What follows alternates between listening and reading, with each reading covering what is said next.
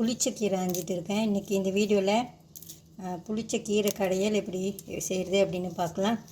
இந்த புளிச்ச கீரைக்கு நடுவில் இந்த இலைக்கு நடுவில் ஒரு பெரிய காம்பு இருக்கும். நான் அதெல்லாம் பிச்சு போட்டுற போகிறேன். அது வேண்டாம். அது பிளெண்டரில் போட்டாலும் சமயத்தில் அரைச்சிட்டோன்னே அது அப்படியே நாராக இருக்கும்.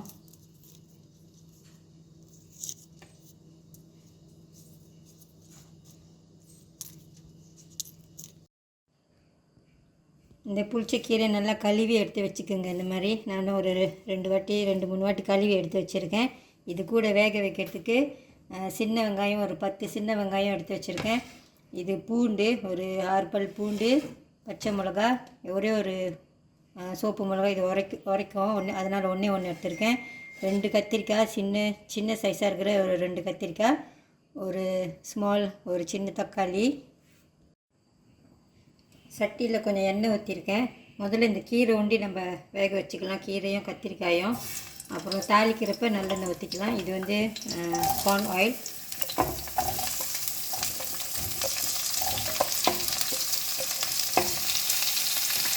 வெங்காயம், பூண்டு, மிளகா வதங்கிட்டோம்.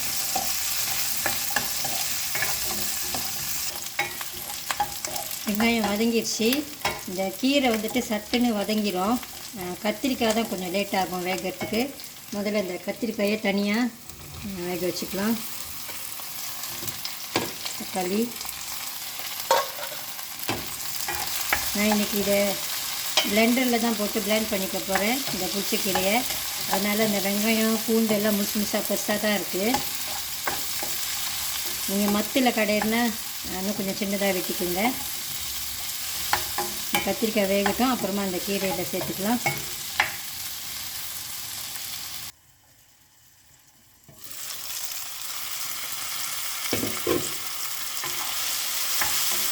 இந்த கத்திரிக்காயை நல்லா வதக்கிக்குங்க.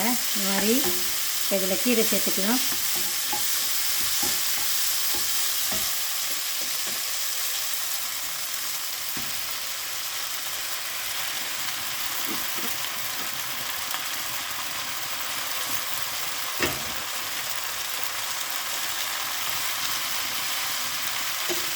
வதங்கிட்டோன்னா கொஞ்சமாயிடும். நான் உப்பு சேர்க்கல, அதனால தான் பிளெண்ட் பண்ணிவிட்டு அப்புறமா உப்பு சேர்த்துக்க போகிறேன். எவ்வளோ இருக்குதுன்னு பார்த்துக்கிட்டு.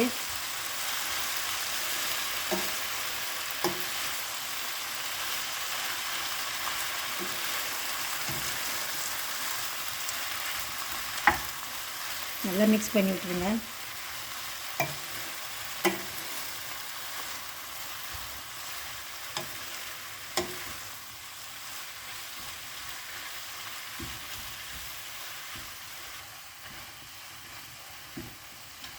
கொஞ்சமாக தண்ணி சேர்த்துக்கலாம்.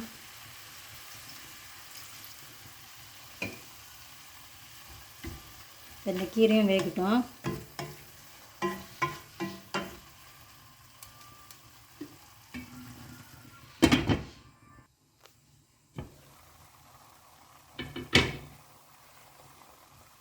இந்த கீரையும் நல்லா வேக வச்சுக்கோங்க. நம்ம ஒரு 3/4 டம்ளர் மாதிரி தண்ணி ஊற்றிருப்பேன். நல்லா வெந்துடுச்சு பாருங்கள். அடுப்பை அடைச்சிட்டு இதை நல்லா ஆற வச்சுக்கலாம். ஆற வச்சிட்டோன்னே பிளெண்டரில் போட்டு இதை பிளெண்ட் பண்ணிக்கலாம். அதுக்கப்புறம் ஒரு தாளிப்பு, இந்த புளிச்சக்கீரை ரெடி ஆயிரும். ஓகே, இது ஆறட்டும். இப்போது ஆறுன இந்த கீரையெல்லாம் பிளெண்டரில் போட்டுட்டேன். இதை அலசி கொஞ்சம் தண்ணி ஊற்றிக்கலாம்.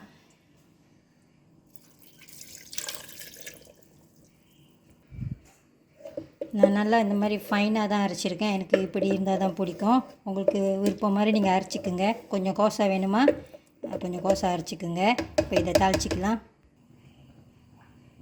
இப்போது நல்லெண்ணெய் ஊற்றிக்கலாம் தாளிக்கிறதுக்கு.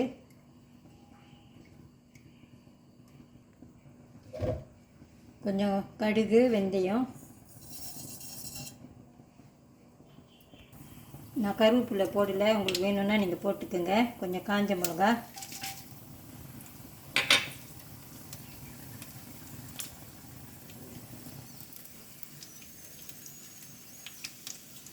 பெருங்காயம்,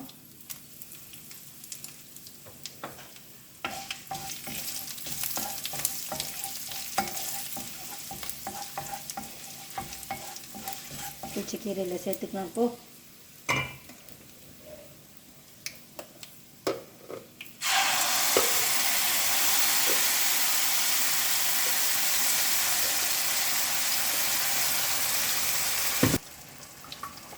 பிளெண்டர் அலசின தண்ணி,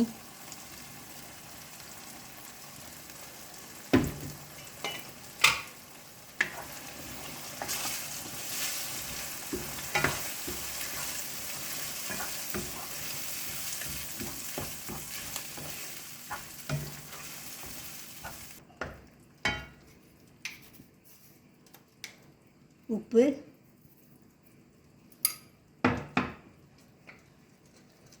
இந்த கீரையில் புளிப்பு குறைவாக இருக்குது, நான் கொஞ்சம் புளி சேர்த்துக்கிறேன். டேஸ்ட் பண்ணிவிட்டு போட்டுக்கோங்க. இதெல்லாம்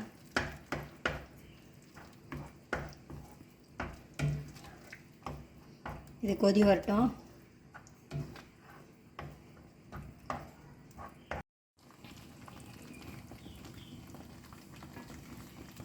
நல்லா கொதிக்குது பாருங்கள். இந்த மாதிரி நல்லா கொதிக்க வச்சுக்கோங்க.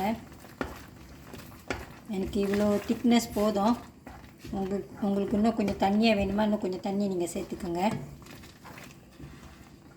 நம்ம புளிச்சக்கீரை பிளெண்ட் ரெடி ஆயிடுச்சு.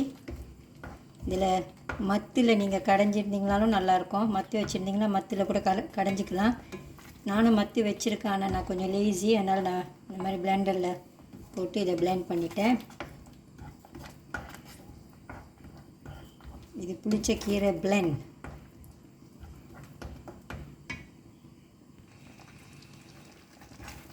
அடுப்பு அடைச்சிடலாம். கொஞ்சம் நேரத்தில் இதை சர்வ் பண்ணலாம்.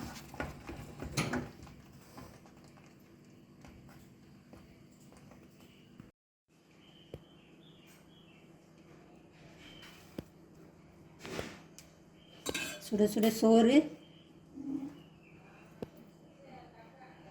புளிச்சக்கீரை,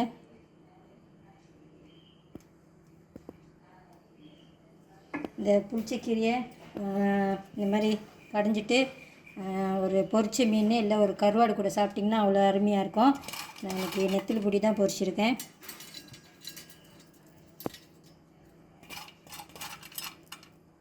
உங்களுக்கு இந்த வீடியோ பிடிச்சிருந்துச்சுன்னா லைக் பண்ணிவிட்டு ஷேர் பண்ணிவிட்டு சிவாஸ் கிச்சன் சேனலுக்கு சப்ஸ்கிரைப் பண்ணிக்கோங்க.